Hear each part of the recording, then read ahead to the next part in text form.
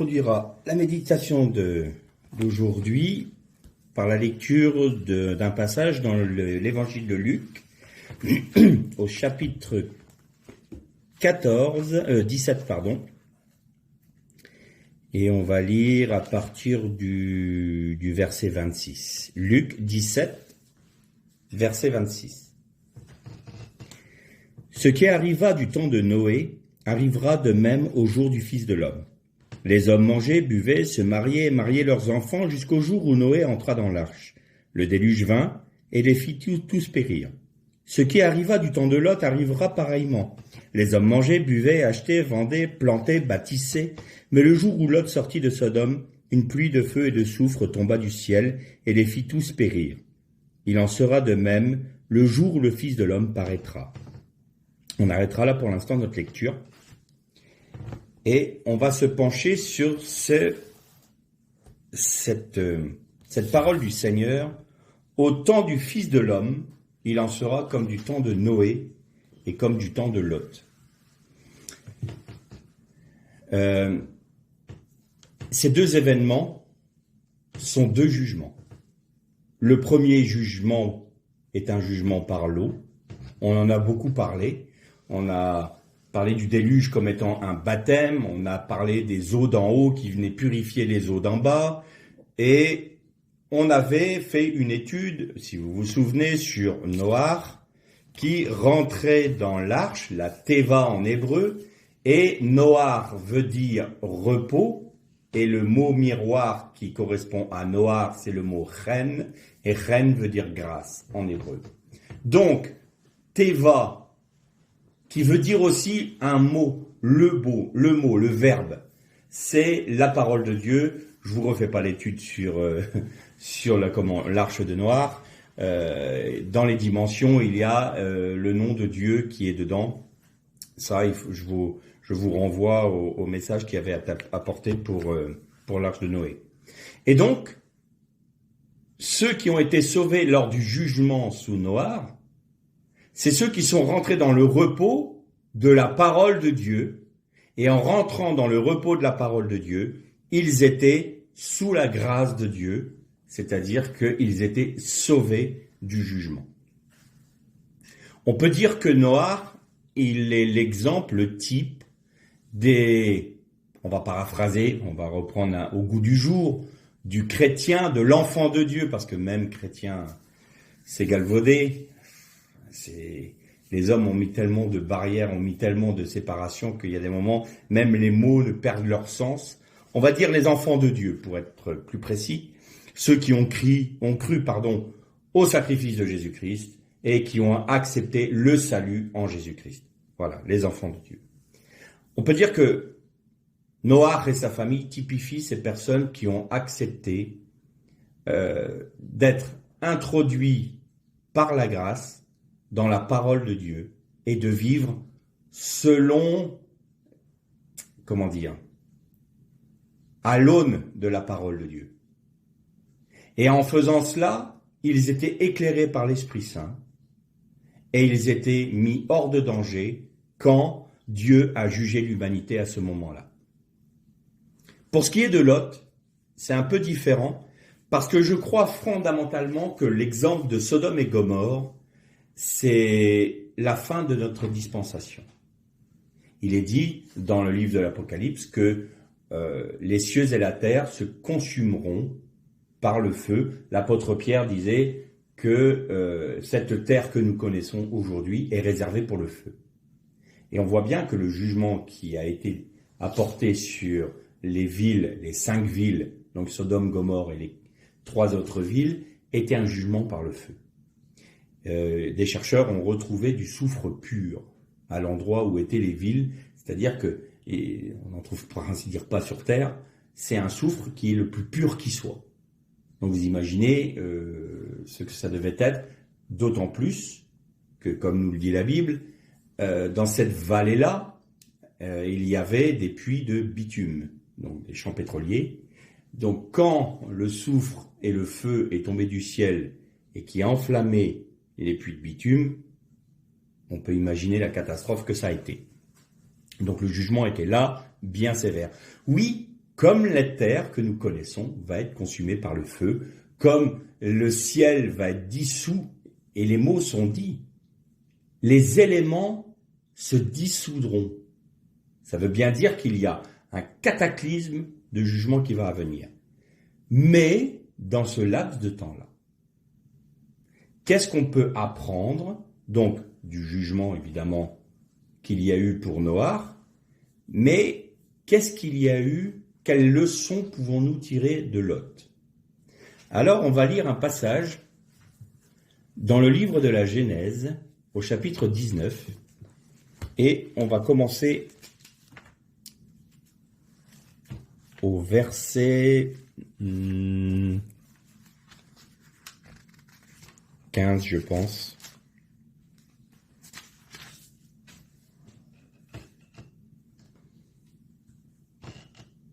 Oui, on va lire à partir du verset 15. Donc, Genèse 19, verset 15.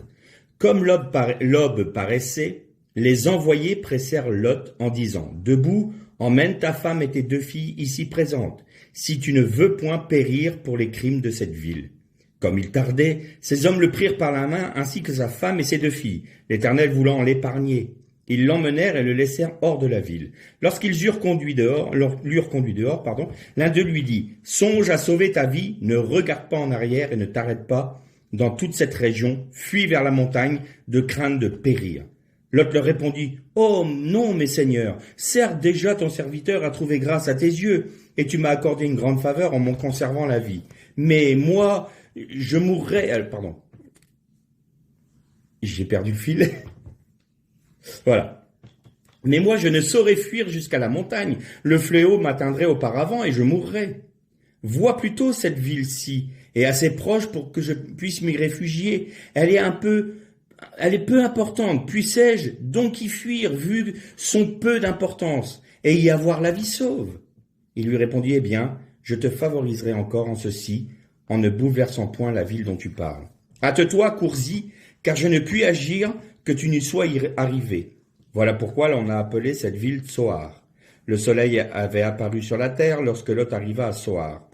L'Éternel fit pleuvoir sur Sodome et sur Gomorrhe du soufre et du feu. L'Éternel lui-même, du haut des cieux, il détruisit ces villes, toutes les plaines, tous les habitants de ces villes et la végétation du sol. La femme de Lot, ayant regardé en arrière, devint une statue de sel. Abraham se dirigea de bon matin vers l'endroit où il s'était tenu devant le Seigneur. Il considéra l'aspect de Sodome et Gomorrhe et l'aspect de toute la plaine. Il remarqua qu'une exhalaison s'élevait de la terre, semblable à la fumée d'une fournaise. Mais lorsque Dieu détruisit les villes de la plaine, il se souvint d'Abraham. Il avait fait échapper Lot du milieu de la subversion, tandis qu'il bouleversait la contrée où avait demeuré Lot. On arrêtera notre lecture. Texte très intéressant. Lot, on ne va pas refaire toute l'histoire de Lot, il avait quitté Abraham parce que le chemin qu'Abraham suivait, le chemin de foi, le chemin spécial d'Abraham ne lui convenait pas. Et la Bible nous dit qu'il leva les yeux vers la plaine de Sodome et Gomorrhe, et celle-ci sembla être comme un jardin d'Éden. Et il choisit cette plaine-là, la facilité. On va paraphraser, il a choisi la facilité du monde, mais en même temps, il voulait garder le salut. Alors, les 2 dernières méditations qu'on a eues ensemble avaient trait à la croix. La marche normale du chrétien, c'est de vivre selon la croix, la mort à soi-même et la résurrection par l'œuvre de la croix en nous. C'est vivre selon ce que Noach a vécu dans l'arche. C'est-à-dire rentrer dans la parole, obéir à la parole, vivre selon les modalités de la parole, écouter, obéir, observer les commandements de Dieu et chercher la pensée de Dieu à travers sa parole, par le Saint-Esprit, pour conformer notre vie à celle-ci. Ça, c'est la marche normale d'un chrétien, on a envie de dire, ou d'un enfant de Dieu. Mais il en est qui ne veulent pas de ce chemin-là. Et c'est frappant de noter que Lot pouvait être lui-même au bénéfice des bénédictions d'Abraham. Il aurait très bien pu dire, écoutez, là j'écoute mon oncle, je vais régler les problèmes avec nos bergers, du moins avec les miens. Je ne veux pas qu'il y ait de querelle entre nous, parce que je veux m'attacher à toi, car tu es l'homme à qui l'Éternel a fait ses promesses. Et je veux être rendu participant à ces promesses. Mais Lot voyait le bénéfice immédiat. Il était de la famille d'Abraham. Il était le neveu, de l'homme à qui les promesses de l'Éternel ont été faites. Il était le neveu de l'homme qui est appelé l'homme de la foi. Et pourtant, il a choisi Sodome. Il a choisi la facilité du monde du péché. Alors, évidemment, il a été confronté à beaucoup de cas de conscience. La Bible nous dit que Lot tourmentait son âme jour et nuit à cause du péché qui l'environnait. Il faut savoir que Sodome et Gomorrhe étaient des villes, on ne peut plus viles, méchantes, mauvaises. Vous savez qu'il était interdit aux populations d'aider un mendiant, d'aider l'indigent. Une femme de Sodome a aidé un jour un homme qui était dans la ville et qui l'a accueilli, lui a donné à manger. Elle a été tuée sur la place publique. Ils avaient frappé une monnaie spécifique pour l'étranger et l'indigent. Et cette monnaie, quand l'indigent arrivait dans la ville, on lui donnait un sac avec de la monnaie. Alors il était tout heureux. Sauf que ces pièces-là avaient une particularité qui faisait qu'aucun commerçant de Sodome n'acceptait cet argent. Donc l'homme qui mourait de faim mourait avec une bourse remplie d'argent et tout le monde riait de cela. Voilà, c'est la tradition juive qui nous le raconte. Donc voilà le type de personne qui se trouvait à Sodome. Et là, je ne vous parle même pas du désordre dans la sexualité. Le texte nous en parle quand il y a eu les anges qui sont venus, donc les envoyés qui sont venus pour sauver Lot, ils ont voulu les violer. Donc, du plus petit au plus grand, tous se tournaient vraiment vers le mal. Alors, toute ressemblance avec notre génération serait vraiment fortuite, n'est-ce pas? Tous cherchent la débauche, peu importe qu'il y ait un indigent, tout le monde l'ignore, du moins une grande partie de nos contemporains l'ignorent. Nos politiques font semblant de s'en occuper en disant « Croyez-moi, élisez-moi, et d'ici 5 ans, il n'y aura plus de pauvres dans les rues de Paris. » Bref, ou dans les rues de Françaises. On voit ce que ça donne. Les promesses, n'avait dit un de nos chers présidents, les promesses n'engagent que ceux qui y croient. On a cette preuve-là à longueur de temps. Donc, il en sera comme du temps de Noé et de Sodome. Quand Noé a fabriqué l'arche, Dieu a donné 120 ans à l'homme de grâce. 120 ans de possibilité de se repentir et de dire « ça ne va pas ». La violence qui existe dans notre génération, la débauche également, c'était les mêmes choses qui se passaient du temps de Noé. Là maintenant, je demande à Dieu de me pardonner et je vais aider Noé et je vais lui demander de participer au sauvetage. Je comprends qu'il y a un jugement qui vient. Mais non, les hommes buvaient, mangeaient, mariaient leurs enfants.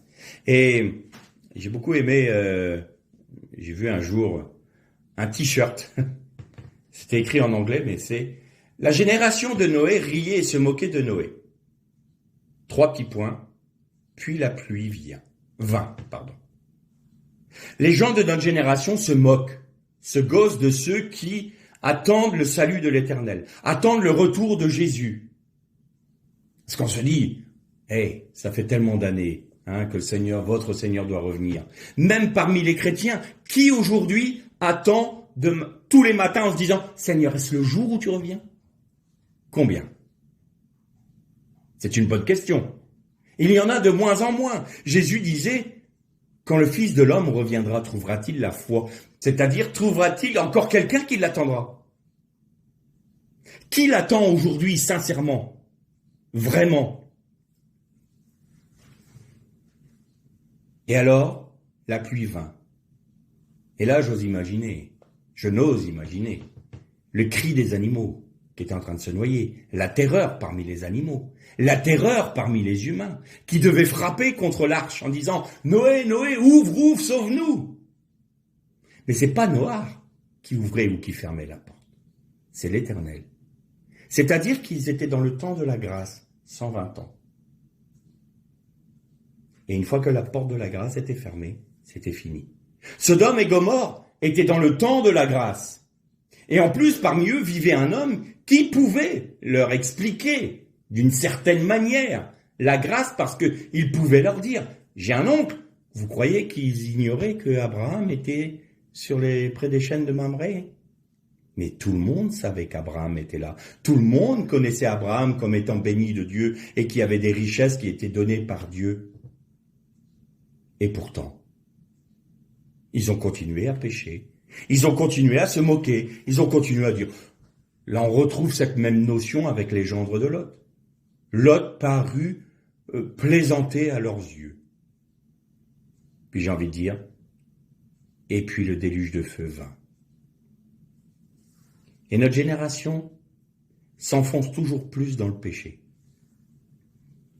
Alors je suis pas là pour apporter un jugement de valeur sur notre génération. L'humanité suit son histoire, suit son parcours jusqu'au jour où le jugement va venir, où le temps de la grâce sera arrêté. Ce qui m'intéresse le plus, ce sont ceux qui se disent enfants de chrétiens, enfants de Dieu, ou ceux qui sont enfants de Dieu. Alors il y a deux sortes. Il y a ceux qui se disent enfants de Dieu, qui ont plus adhéré que d'avoir fait une expérience du salut en Jésus-Christ. Alors eux, c'est très simple. Ils ont part au jugement. On ne va pas discuter. On n'a pas à se poser des questions. Celui qui n'a pas cru en Jésus-Christ pour la rémission de ses péchés, qui n'a pas demandé pardon par la repentance et qui a demandé à Christ d'être son sauveur et son Seigneur, aura part au jugement qui vient. Faut pas se poser de questions. Faut pas se dire oui, mais il y aura peut-être une possibilité de... Non. Il n'y aura pas de possibilité de. Le jugement, ils auront part au jugement avec les autres. Ensuite, vous avez les personnes qui sont comme la génération de Noach, c'est-à-dire de la famille de Noach. Ceux qui disent, maintenant je veux me fonder sur la parole, je veux vivre la croix. Alors évidemment, ces personnes-là, non seulement n'ont pas part au jugement, mais il y a quelque chose de particulier pour elles. Et on en parlera à la fin de cette méditation. Et puis, il y a l'entre-deux. Alors ça peut paraître bizarre comme ça, parce qu'on se dit, mais attends, on n'est pas chrétien ou à moitié chrétien ou complètement chrétien. Qu'est-ce que ça veut dire? Ça veut dire que vous avez des gens qui sont sauvés, mais qui sont comme Lot. Ils se trouvent très bien dans le monde. Ils se trouvent très bien dans leur vie matérielle, dans leur vie de tous les jours. Ils veulent, oui, bien sûr, le salut de Dieu en Jésus-Christ, mais en même temps, Seigneur, moi, je veux pas perdre ma vie terrestre. Je veux garder ma possibilité de marier mes enfants, la possibilité d'avoir une belle carrière, la possibilité d'avoir de belles voitures, d'avoir une belle maison. Je dis pas que c'est pas légitime et qu'on ne peut pas le demander au Seigneur. Mais le problème est que ces choses deviennent premières dans leur vie. Tout comme Lot, ils lèvent les yeux vers ce que le monde peut leur proposer. Et ils regardent et vont vers ce qui satisfait leur cœur. Non pas vers le chemin de la croix et de la foi en Christ, pour que Christ puisse se manifester toujours plus grandement en eux. Non, ils vont vivre dans le compromis. Ils vont vivre dans la compromission. Alors évidemment, il y a des moments, ils vont se sentir, ah quand même, là les hommes, ils exagèrent, hein, le péché est quand même grand. Alors ça gêne aux entournures, donc on se trouble un peu. Mais quand même, on aime le Seigneur et en même temps, et voilà, et on est un peu à cloche-pied. Eh bien, c'est ce que disait Paul dans l'épître aux Corinthiens, vous lirez ça dans la première épître aux Corinthiens, où il est dit, ceux qui auront leurs œuvres qui seront consumées par le feu. Pour eux, ils seront sauvés, mais comme à travers du feu. Eh bien, c'est exactement ce qui est arrivé à Lot. Il a été sauvé, mais comme à travers du feu. Et regardez que Lot a une part, malgré tout, du jugement de Sodome et Gomorrhe. Pourquoi? On va lire ce texte dans la Genèse au chapitre 14. Chapitre 14 du livre de la Genèse. Et on va lire à partir du verset 1er. Ceci arriva du temps d'Amraphel, roi de Shinéar, d'Érok, roi d'Élassar, de Kerdor-Laomer, roi d'Élam, et de Tidal, roi de Goyim. Ils firent les guerres à Béra, roi de Sodome, et Birsha, roi de Gomorre, à Shinab, roi d'Adma, à Shemeber, roi de Séboïm, et au roi de Béla, la même que Soar. Tout cela se réunirent dans la vallée de Sidim, qui est devenue la mer de sel. 12 années, ils avaient été asservis à Kador-Léomer, et la 13e année, ils s'étaient révoltés. La 14e année, Kador-Léomer s'avança avec les rois ses alliés, et ils défirent les Réphaïm, à Techot, Chanaïm, les Ouzim, à Ham, les Hémim, à Chavek Karyataïm, et les Oréens, dans leurs montagnes de Séhir, jusqu'à la plaine de Pharan, qui borde le désert. Ils revinrent marcher sur Mishpat, la même que Kadès, et dévastèrent tout le territoire des Amalécites, et aussi l'Amoréen, établi à Assasson Tamar. Alors s'avancèrent le roi de Sodome, le roi de Gomorre, celui d'Adma, celui de Séboïm et celui de Béla, ou Soar, et ils se rangèrent contre eux à la bataille dans la vallée de Sidim. Et on va aller un peu plus loin. Ils prirent aussi, donc au verset 12, ils prirent aussi avec ses biens Lot, neveu d'Abraham, qui était à Sodome, et se retirèrent. Les fuyards vinrent et apportèrent la nouvelle à Abraham l'Hébreu. Celui-ci demeurait dans les plaines de Mamré, l'Amoréen, frère d'Ercol, et d'Aner, lesquels avaient été alliés d'Abraham. Abraham, ayant appris que son parent était prisonnier, arma ses fidèles, enfants de sa maison, 318. Et ça, c'est important. Et suivit la trace de ses ennemis jusqu'à Dan. Il se glissa sur eux la nuit avec ses serviteurs, les battit et les poursuivit jusqu'à Oba, qui est à gauche de Damas. Il reprit tout le butin, ramena aussi Lot, son parent, avec ses biens et les femmes et la multitude. On arrêtera là de lecture. Et là, nous voyons que Lot, il a part au jugement de Sodome. Et c'est très intéressant parce que les 4 premiers rois que l'on a cités correspondent exactement aux 4 empires de l'humanité. Vous avez le premier qui est roi de Shinéar. Shinéar, c'est Babel. Le deuxième roi, c'est l'empire médo-perse, Élam. Le troisième roi correspond aux Grecs. Et Goyim correspond à Rome. Pourquoi? Parce que les Hébreux appelaient les Romains, je vous avais déjà expliqué que pour ne pas tomber sous la censure, ils utilisaient des synonymes que les Romains ne pouvaient pas comprendre, de manière à ce qu'ils ne soient pas mis à l'index, que leurs écrits ne soient pas mis à l'index, ou que même eux soient jugés et puis même poursuivis ou même mis à mort. Et donc, ils appelaient Rome les nations. Pourquoi? Parce que l'Empire romain incluait tellement de nations, tout le bassin méditerranéen, donc ils l'appelaient les nations, Goyim.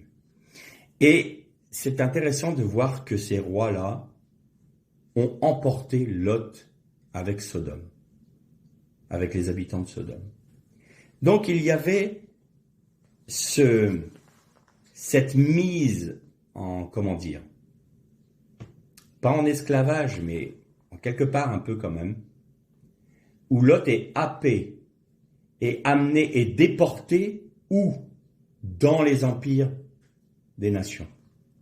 Dans les empires de la statue de Daniel. Alors qu'Abraham, lui, est à l'extérieur.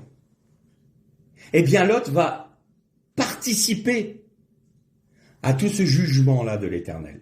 Il y a des chrétiens qui sont là et qui se disent « Ah, je comprends pas, c'est difficile pour moi, je ne suis pas solide parce que… » Mais ils vivent selon le modèle du monde. Ils vivent selon le modèle de ce que l'empire humain leur propose. Et ils se disent « Je comprends pas, je suis faible, regarde, je suis attaqué de toutes parts et je suis emmené en déportation par un ennemi que je ne comprends pas, je suis en faible alors qu'il y a parfois des frères et des sœurs, je les vois solides dans la foi, moi je suis chancelant, aidez-moi, priez pour moi. » Ils n'ont pas de fondement. Ils n'ont pas de fondement. Ils ne peuvent pas mettre en pratique leur foi pour être vainqueurs. Il leur faut quelqu'un pour les délivrer. Et vous avez noté, Abraham arma 318 personnes de sa maison. Pourquoi il y a cette précision? Eh bien, Abraham, il avait son premier serviteur, qui était même il devait être son successeur, son héritier, c'était Eliezer. Et Eliezer était un homme qui typifie le Saint-Esprit. Quand il a été chercher l'épouse de Yitzhak, vous vous souvenez, eh bien, Abraham, typifie le père, Yitzhak, c'est le fils, et Eliezer est l'Esprit Saint qui vient dans le monde pour chercher l'épouse du fils. Et Eliezer, c'était le serviteur fidèle d'Abraham. Gematria, poids numérique d'Eliezer, 318. Que veut dire Eliezer? Dieu secourt. Donc, Abraham a armé 318 hommes. J'ai presque envie de dire, Abraham a pris Eliezer avec lui. Et il a été délivré. Son neveu. Des quoi? Des empires humains.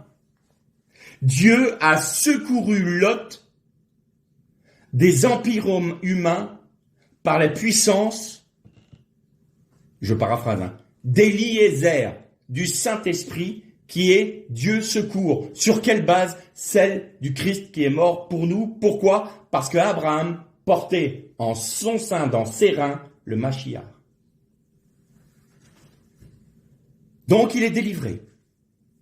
Il aurait pu se dire, là, franchement, le Seigneur me secourt, le Seigneur m'apporte la délivrance, le Seigneur me donne la délivrance de l'épreuve dans laquelle je suis, le monde me met dans l'épreuve et le Seigneur m'en a délivré, le Seigneur m'apporte le secours dont j'ai besoin, le Seigneur m'apporte le soutien dont j'ai besoin. Ah ben maintenant, Seigneur, je vais vraiment plus clocher d'un pied ou de l'autre, je choisis la croix. Qu'est-ce qu'il fait, Lot? Il retourne à Sodome. Il veut pas perdre sa vie. Et puis le temps de la grâce s'arrête. Le temps de la grâce, c'est fini. Le jugement tombe sur Sodome et Gomorrhe. Et on a tout ce récit qui est d'une tristesse infinie quand on voit dans quel état d'esprit se trouve Lot. Quand on lui dit, attention, le jugement vient là maintenant. Oh, est-ce que je peux pas garder un tout petit peu de ce que j'avais à Sodome? Regarde la petite ville là-bas. Et oui, ils sont pareils que Sodome, mais c'est tellement petit. C'est tellement petit que je peux garder au moins ça. Parce qu'autrement, je vais mourir, moi. Moi, je peux pas vivre sans le modèle du monde, sans que le monde me propose. Tu rigoles, je peux pas. Faites-moi la grâce.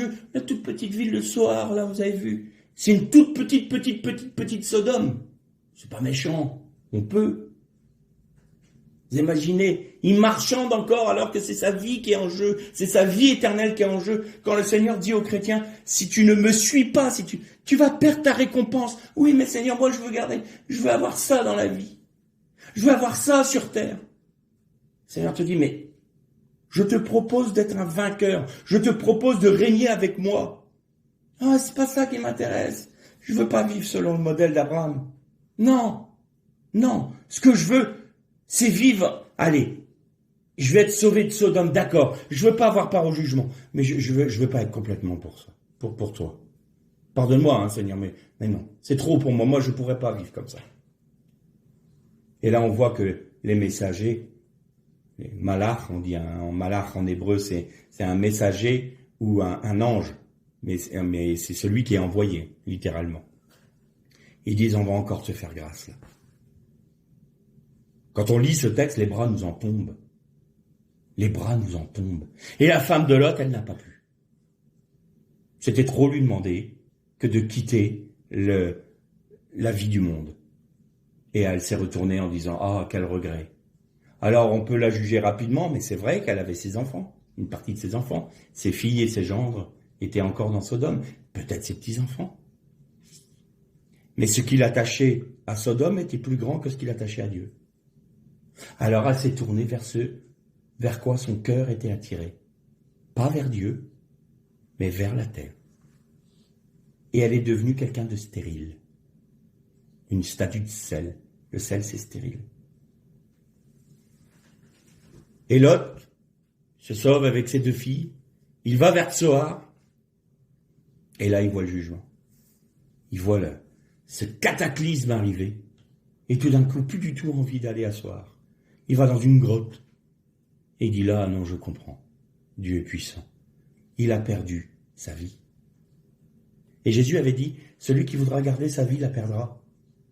Et celui qui voudra la perdre, à cause de mon nom, la retrouvera dans la vie éternelle, c'est-à-dire dans le Olam Haba.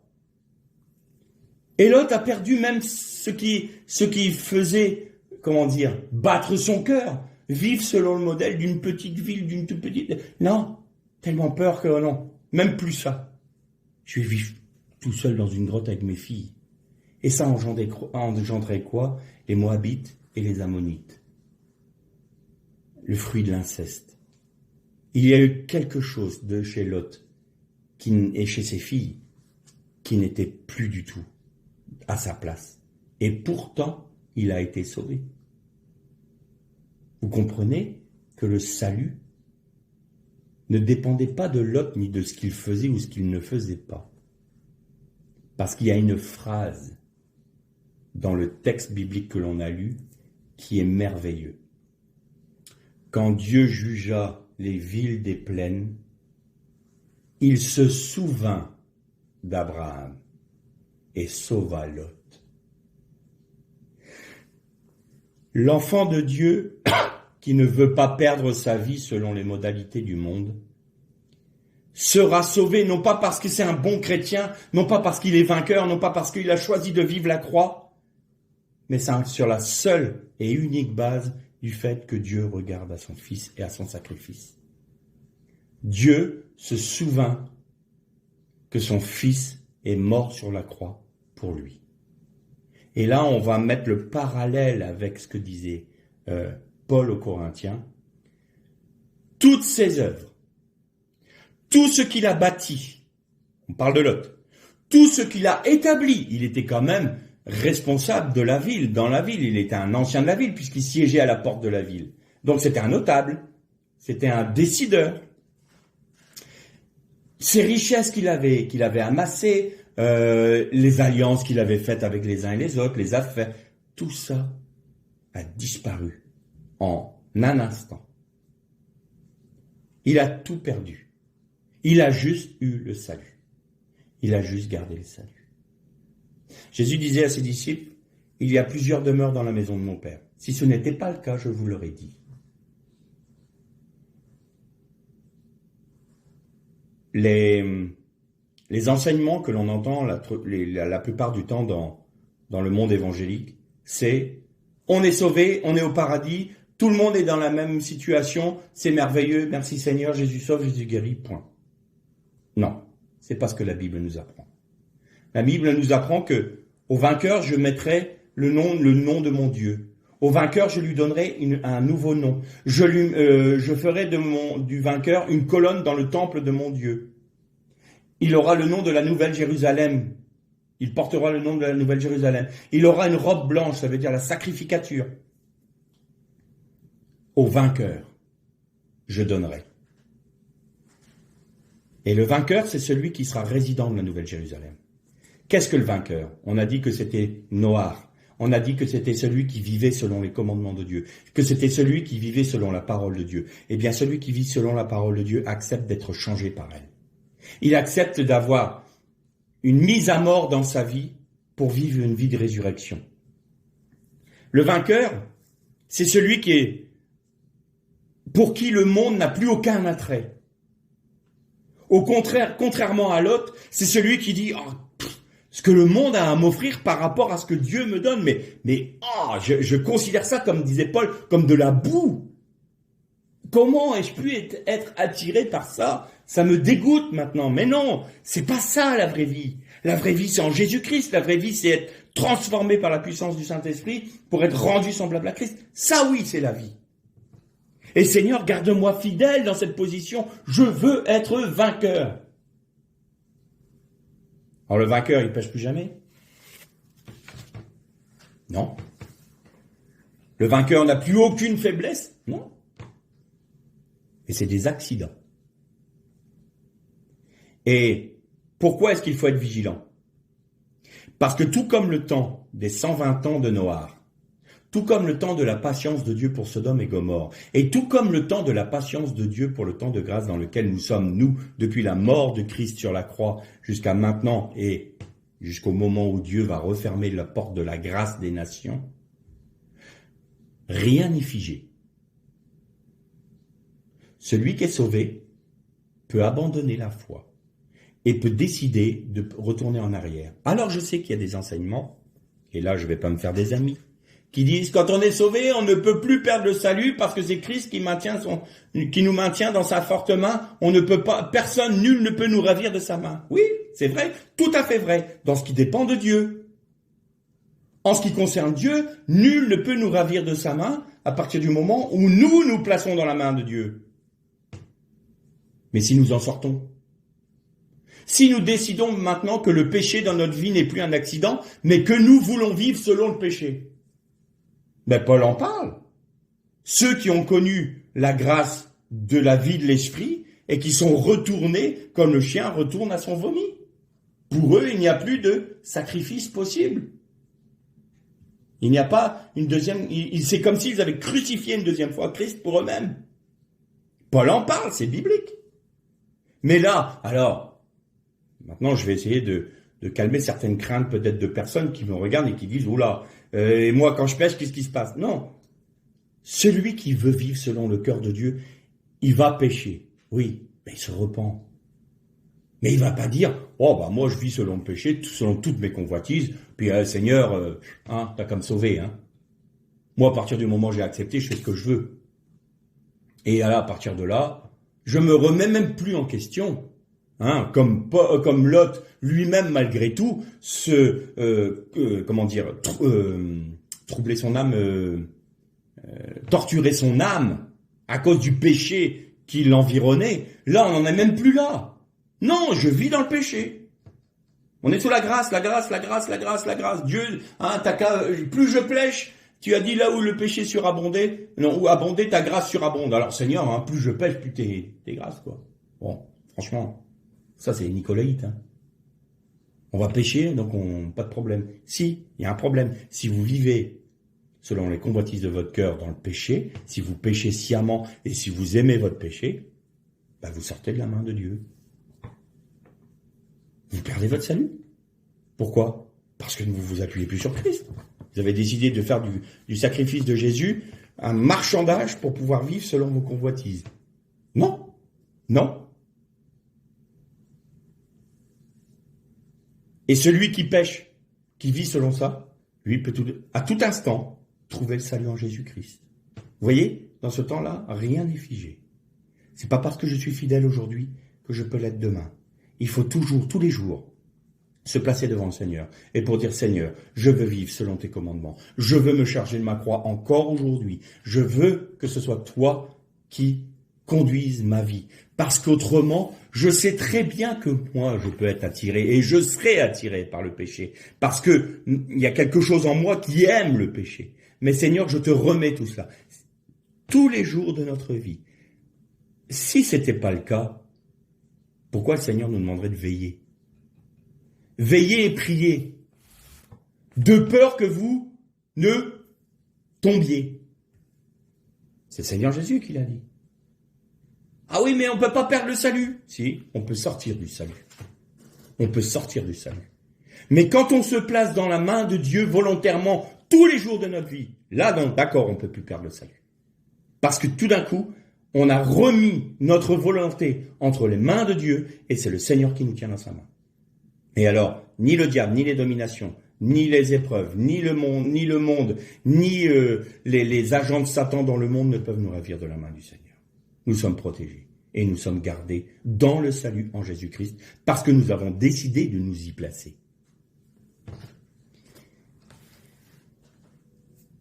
Alors Lot a été sauvé parce que Dieu s'est souvenu d'Abraham. Les chrétiens qui vivent selon les modalités du monde, tout en ayant le salut, mais qui ne veulent pas perdre totalement leur vie, eh bien vont être sauvés, c'est vrai. Mais comme à travers du feu, comme Lot. Mais ils perdront leur récompense, ça veut dire quoi? Ils ne seront pas citoyens de la Nouvelle Jérusalem. Ils seront sauvés. Je n'ai pas dit qu'ils allaient avoir part au Sheol, c'est-à-dire à l'enfer. Ils ne vont pas être jetés dans les temps de feu, bien entendu. Eux, non. Mais ils n'auront pas la plénitude de la récompense de Dieu pour eux.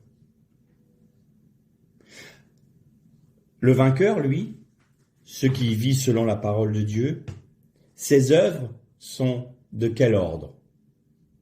Eh bien, ce sont des pierres précieuses. C'est de l'or. Comme la Nouvelle Jérusalem, elle a des fondements qui sont des pierres précieuses. Elle est faite d'or pur. Les portes sont des perles. Les œuvres que le vainqueur produit, non pas parce qu'il est meilleur que les autres, mais parce qu'il se confie en Christ, et qu'il laisse Christ vivre en lui, et qu'il laisse la croix faire son œuvre dans sa vie, produit des œuvres d'éternité. Et vous savez qu'à l'heure actuelle, la Nouvelle Jérusalem est en train de se bâtir. Et elle descendra d'auprès de Dieu pour venir s'établir sur la terre. C'est pourquoi Yerushalayim, c'est un pluriel qui, en hébreu, c'est que deux. Quand vous avez Shalaim, ça va par deux. Comme Ayin, nos yeux, c'est par paire. Et donc, c'est un pluriel juste pour deux. Quand vous avez les Nevi'im, c'est un masculin pluriel, him, mais c'est plus que deux. C'est à partir de 3. Mais Yerushalayim, Shalayim, ça, c'est un pluriel à 2. Donc il y a 2 Jérusalem. Il y a la Jérusalem terrestre et il y a la Jérusalem que nous sommes, si nous sommes vainqueurs, que nous bâtissons en Jésus-Christ, nous apportons à Dieu par nos œuvres d'obéissance, notre adoration dans l'obéissance et dans l'accomplissement de la parole de Dieu, nous apportons à Dieu une offrande qui est des pierres précieuses, de l'or, des perles, qui bâtissent la Nouvelle Jérusalem. Donc nous sommes, en tant que vainqueurs, citoyens de la Nouvelle Jérusalem. Et nous serons citoyens de la Nouvelle Jérusalem dans le règne du Christ sur terre, dans le millénium, et dans le Olam Haba, c'est-à-dire dans les nouveaux cieux, la nouvelle terre. Alors on a dit que l'œuvre de la croix, et je terminerai par ça, l'œuvre de la croix peut nous faire peur. Parce que souvent, on apporte l'œuvre de la croix comme étant, c'est la mise à mort. On se rappelle plus de la mise à mort de la croix que de la vie de résurrection. Quand on dit, il faut que la croix agisse dans ma vie, on se dit, il faut qu'elle me blesse. Il faut que je passe par l'épreuve. Il faut que j'ouvre le tombeau de ma vie. On en revient aux 2 dernières méditations. Et pourtant, il y a un texte intéressant qu'on va lire dans Jean, l'évangile de Jean, au chapitre 12 et au verset 23. Jésus dit une chose très intéressante. Jésus répondit aux disciples, « L'heure est venue où le Fils de l'homme doit être glorifié. » Et là, il est en train de parler de sa mort à la croix. À un autre moment, il a dit, il faut que le Fils de l'homme soit élevé pour attirer tous les hommes à lui. Vous vous souvenez de ce texte-là. Mais je vous ai toujours dit que les paroles ont toujours un sens dans la Bible. Et quand Jésus dit, il faut que le Fils de l'homme soit glorifié. Alors on dit, il est glorifié parce qu'il est ressuscité, puis il est monté aux cieux. Il est glorifié. Non. Il aurait dit ça après le supplice de la croix. Il parlait bien de la croix. Il faut que le Fils de l'homme soit glorifié. Et je vais juste faire une toute petite parenthèse là. Vous avez noté qu'à chaque fois que c'est le jugement, il en sera au jour du Fils de l'homme, comme du temps de Sodome et Gomorrhe, comme du temps de Noé. Vous avez noté que c'est du temps du Fils de l'homme, pas du Fils de Dieu. Et je vous répète, Jésus, quand il est venu pour mourir sur la croix, c'était le Fils de Dieu, qui venait apporter aux hommes la chesed de Dieu, c'est-à-dire la compassion, la grâce de Dieu, en mourant sur la croix. C'est le Fils de Dieu qui est venu sur terre pour apporter la miséricorde de Dieu à l'humanité. Quand il est dans les cieux, il est le Fils de l'homme. Parce que seul un Fils de l'homme peut juger l'humanité. Ce ne peut pas être le Fils de Dieu. Si c'est le Fils de Dieu qui juge l'humanité, il doit juger selon la rigueur de Dieu, selon la gvoura de Dieu. Et là, nul homme ne peut être sauvé. Mais Jésus, ayant été homme et pleinement homme, il est le représentant de l'humanité auprès de Dieu. Et en qualité de représentant de l'humanité auprès de Dieu, en tant que fils d'Adam, c'est ça que ça veut dire fils de l'homme en hébreu, c'est Ben Adam, fils de l'homme, eh bien, c'est lui qui a la capacité et c'est lui qui est appelé à juger l'humanité.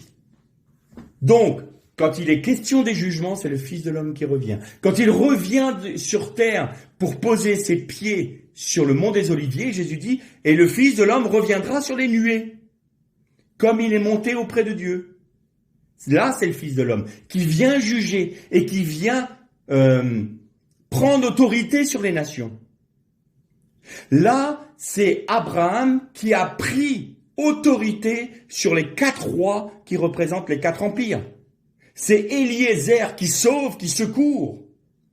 Mais c'est le Mashiach, dans le sein d'Abraham, qui est devenu le Fils de l'homme, le Ben Adam, qui vient non seulement mettre un terme aux empires humains qui martyrisent l'humanité, mais qui plus est, dit maintenant, l'humanité doit marcher selon les commandements de Dieu. C'est pour ça qu'on entend dans le livre de l'Apocalypse cette parole qui dit « Il pètera les nations avec un sceptre de fer ». Ce ne sera plus le temps de la grâce.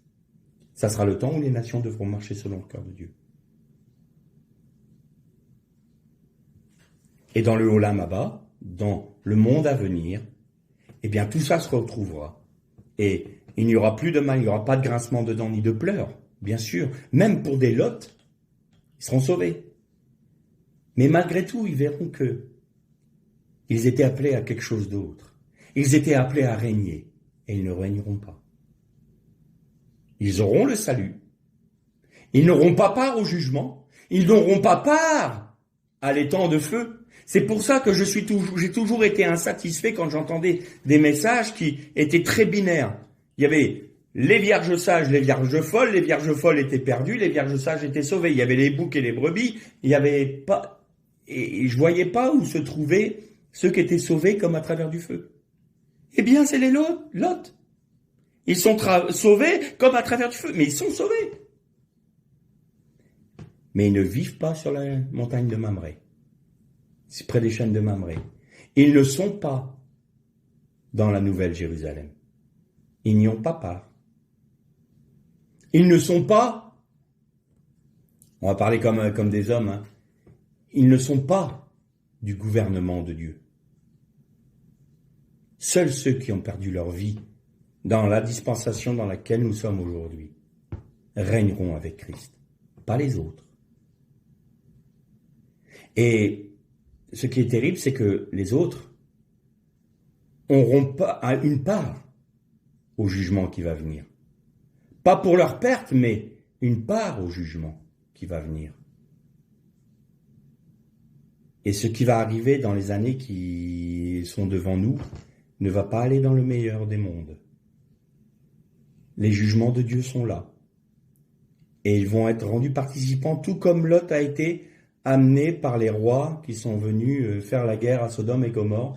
Il a été déporté avec eux. Il a été pris avec eux comme prisonnier. Et eux, ils sont comme prisonniers du système. Prisonniers de ce monde et de ce que les hommes proposent dans ce monde. Ils sont prisonniers de cela. Ils ont une part au jugement. Ils seront secourus parce que Eliezer est là, parce que Abraham est là, parce que Jésus a donné sa vie, parce que Jésus est vainqueur. Mais malgré tout, ils auraient pu, se soustraire à cette épreuve qui était d'être vaincus, d'être prisonniers, d'être déportés, s'ils étaient restés près des chaînes de Mamré. Alors, pour terminer cette méditation, aujourd'hui, peut-être qu'on réalise qu'on est des Lot, et on se dit, mais c'est trop dur pour moi de perdre cette vie-là, j'ai pas envie de tout perdre. Eh bien, pensez à ce que le Seigneur Jésus a fait pour vous. Il a accepté, lui qui était dans la gloire, d'abandonner sa gloire pour revêtir un corps limité dans un monde limité. Lui qui était sans limite, lui qui était dans une plénitude, il a accepté de rentrer dans une finitude.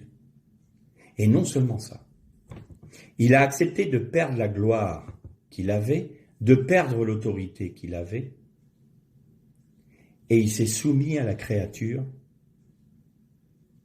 et il s'est placé entre ses mains pour être mis à mort par elle. Tout ça pourquoi ? Pour racheter ceux-là même qui le clouaient sur la croix. Alors, vous qui vous sentez comme des Lot aujourd'hui et qui écoutez ce message, peut-être qu'il serait bon de vous poser cette question. Est-ce qu'il n'est pas légitime que le Seigneur me demande ma vie en retour de ce qu'il m'a donné? Et en acceptant ce chemin-là, ce chemin de victoire, ce chemin de la croix, c'est encore une grâce qu'il nous fait. Parce qu'il dit, si vous acceptez ça, vous allez régner avec moi. Je sais que votre nature désire vivre selon le modèle du monde, mais je vais vous donner encore plus. C'est encore une grâce de sa part. Et la croix qui vous fait si peur, en disant « Oh, mais je vais tout perdre, ça va être l'épreuve, je vais mourir à moi-même, je veux pas ». Vous allez comprendre si vous y rentrez, si vous acceptez de prendre cette décision et de dire « Seigneur, à partir d'aujourd'hui », c'est comme le salut. Quand vous avez décidé « Seigneur, à partir d'aujourd'hui, j'accepte ton sacrifice, je te demande pardon pour mes péchés, je suis pécheur, je vais être réconcilié avec Dieu ». Vous avez fait cette prière-là. Eh bien, aujourd'hui, vous pouvez faire la prière suivante. « Seigneur, pendant tout ce temps-là, j'ai vécu selon mes envies, selon le modèle que le monde me proposait. Mais aujourd'hui, je veux que tout ça soit derrière moi. Je veux vivre selon ta croix pour vivre de ta vie. » Eh bien, vous verrez que, avec le temps, la croix ne sera plus un lieu de mort et de mise à mort. Mais la croix sera pour vous un trône. Parce que la croix, c'est un trône. Et c'est pour ça que le Fils de l'homme a été glorifié. Le Fils de l'homme a été glorifié parce que la croix est un trône. Quand vous êtes passé par la mort, vous êtes ressuscité. Et à partir du moment où vous vivez la croix, vous êtes assis à la droite du Père en Jésus-Christ et vous avez autorité. En Jésus-Christ, vous avez autorité sur les dominations et sur tous les démons et sur les œuvres du diable. Mais si vous demeurez dans Sodome, si vous vous satisfaisez de cette vie-là, vous n'avez aucune autorité. Vous pouvez prier, mais c'est comme c'est une timbale qui résonne et ça ne fait rien. Pourquoi? Parce qu'il n'y a pas de puissance, il n'y a pas d'autorité. Dieu ne s'investit pas. Parce que Dieu ne s'investira pas dans une ville de péché. Dieu ne s'investira pas dans une vie de compromis. Mais celui qui a perdu sa vie pour Christ règne déjà avec Christ. Et alors, celui qui a les yeux ouverts par la vie de la croix en lui, voit qu'il est déjà, d'ores et déjà, en train de régner avec Christ. Et ça leur remplit d'espérance. On croit qu'en étant Lot, on va gagner sur tous les tableaux. On va être sauvé du jugement et en même temps, on profite bien de ce que le monde nous propose. Mais ça, c'est un leurre et c'est un mensonge. Et pourquoi Satan vous désire vous voir toujours dans cet état-là? Parce que vous ne lui faites pas peur si vous restez des Lot. Il n'a pas peur de vous. Vous ne faites rien contre les œuvres du diable. Vous n'agissez en rien contre son trône. C'est la raison pour laquelle vos œuvres vont se consumer dans le feu. Vous allez tout laisser derrière vous. Mais si vous rentrez dans la vie de la croix, si vous rentrez dans la vie de vainqueur, alors là, vous faites mal à Satan. Parce que vous laissez Christ agir. Mais c'est une gloire pour vous. C'est un trône sur lequel le Seigneur nous a placés pour que nous ayons autorité en son nom. Alors, mon exhortation pour les Lot, c'est prenez le chemin de la croix, traversez Gilgal, rentrez dans cette vie-là. Et pour ceux qui y sont rentrés, persévérez, n'abandonnez pas. Ne vous préoccupez pas de savoir si vous avez perdu le salut parce que vous avez péché. Ça, si c'est de la faiblesse, c'est de la faiblesse, ça arrivera. Et le Seigneur peut même parfois utiliser nos faiblesses pour nous faire grandir en lui, de manière à nous faire comprendre que nous sommes dépendants de lui. C'est toujours pour nous attacher toujours plus à lui. C'est pas nous faire pécher parce qu'il aime qu'on pêche. Ne me faites pas dire ce que je n'ai pas dit. Mais il va utiliser notre faiblesse pour qu'on désespère de nous-mêmes toujours plus pour pouvoir être toujours plus dépendants de lui. C'est ça le chemin. Mais il ne faut pas se dire non plus, il peut y avoir un autre danger. C'est que tout d'un coup on se dise, je suis fort, je suis costaud. Il serait quand même dommage d'avoir couru toute la course et que d'arriver au moment où on va franchir la ligne d'arrivée, on s'effondre parce qu'on n'a pas été vigilant. Il nous faut être vigilant dans cette vie de victoire, dans cette vie de vainqueur. Et pour être vigilant, c'est attaché à Christ, attaché au Seigneur, porter notre croix chaque jour, c'est tous les jours. Gilgal, je répète encore, c'est une roue, c'est sans fin. C'est une roue qui revient toujours. Et la croix est la base sur laquelle nous vivons. À partir de là, il n'y a pas de question à se poser. Nous sommes citoyens de la Nouvelle Jérusalem. L'Er les Shalom.